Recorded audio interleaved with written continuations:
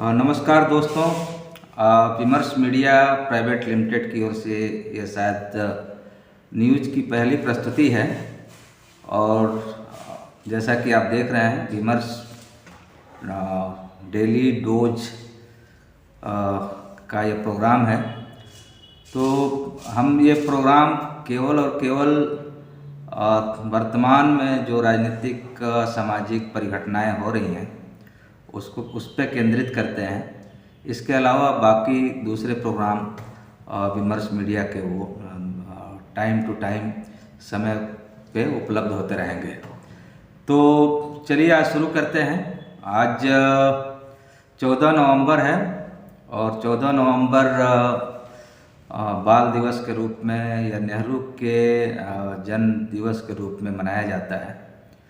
और आज की तारीख में 5 राज्यों के चुनाव हो रहे हैं। कुछ पहले चरण के चुनाव हो चुके हैं। जो भी पार्टियां हैं पूरा दमखम के साथ लगी हुई हैं।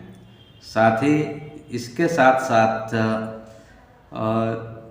जो केंद्रीय नेतृत्व है सरकार का, चाहे वो नरेंद्र मोदी जी हों, चाहे अमित शाह हों या उनके तमाम दूसरे बड़े नेता, सभी लोग ज़ोर शोर से चुनाव प्रचार में लगे हुए हैं। और ख़ास करके मध्य प्रदेश और छत्तीसगढ़ और राजस्थान में स्थिति कांटे की है। और कयास ये भी लगाया जा रहा है कि माने कांग्रेस की स्थिति इन तमाम जगहों पे शायद बेहतर है। लेकिन सवाल ये है कि जो भी कयास है वो जब गिनती होगी उसमें पता लग पाएगा कि जनता ने किसको चुना, किसको रिजेक्ट किया, या क्या जो ऊपर की लहरें हैं और नीचे की लहरों में कुछ समानता है भी कि नहीं है। यही 3-4 चीज़ें हैं।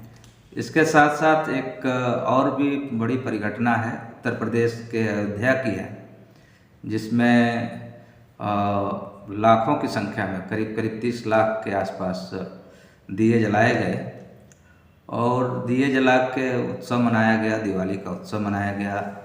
कहा गया कि प्रभु श्री राम आज ही के दिन पधारे थे।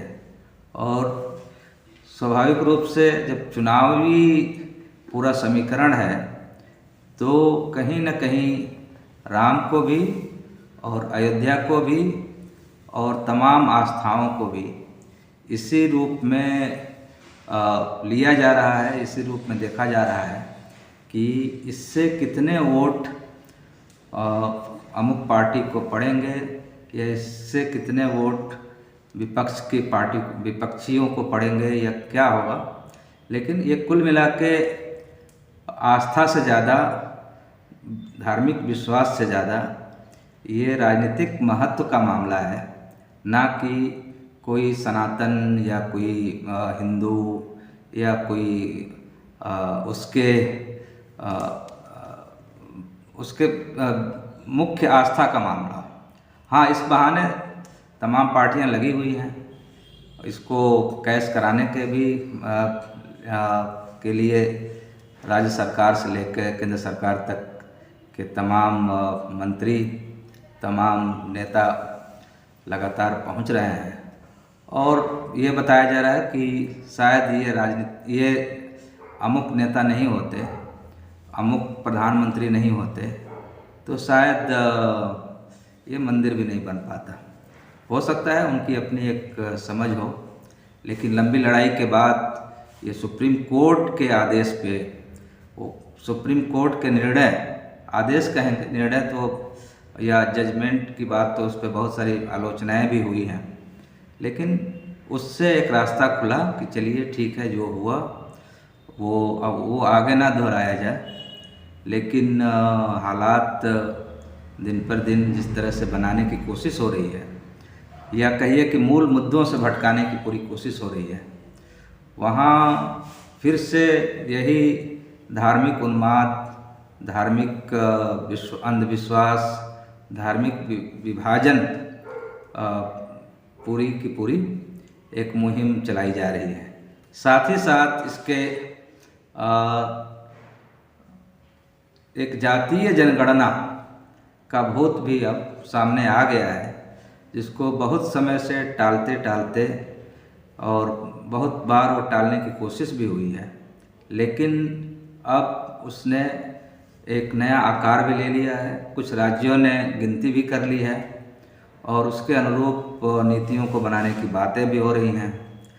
और जैसा कि कयास लगाया जा रहा था कि साधनों पे, संसाधनों पे, नौकरियों पे, इंडस्ट्रीज में, ज़मीन पे, जंगल पे, ज़मीन पे किसका किसका कितना दबदबा है, उस दबदबे को कैसे तोड़ के फिर से एक समरस समाज, एक समतामूलक समाज बनाने की एक कवायद चल रही है।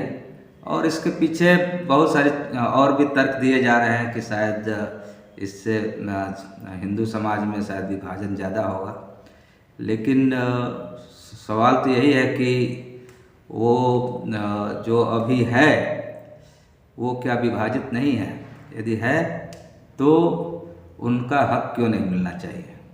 और जब आप जानवरों की गिनती कर सकते हैं, आप घरों की गिनती कर सकते हैं, तो एक छोटी सी बात कि कितने समाज में किस जाति के कितने लोग हैं, और ये एक स्वाभाविक सी बात है कि कितना भी कोई कहे कि नहीं अब कोई भेदभाव नहीं है, लेकिन जब आर्थिक आंकड़े हम देखते हैं, सामाजिक आंकड़े देखते हैं, राजनीतिक आंकड़े देखते हैं, तो या सेवाओं में, खास करके केंद्र सरकार की सेवाओं में हो चाहे राज्य सरकार की सेवाओं में हो, कितनी किसकी भागीदारी है, ये भागीदारी से पता लग जाता है कि एक बहुत बड़ा गैप है समाज में।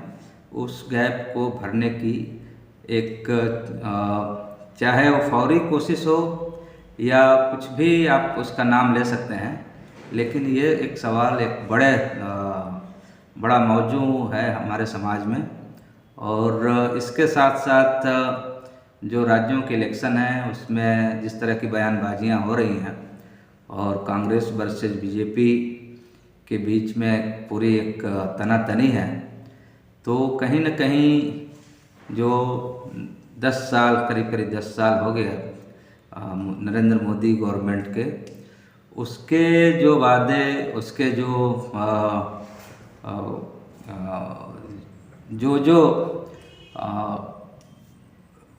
कमिटमेंट किए थे कि हम ये कर देंगे, हम एक बेहतर समाज बना देंगे, हम भ्रष्टाचार मिटा देंगे, हम काला धन ले आ देंगे या इतनी नौकरियां दे देंगे, उन सारे वादों पे फेल हुई है।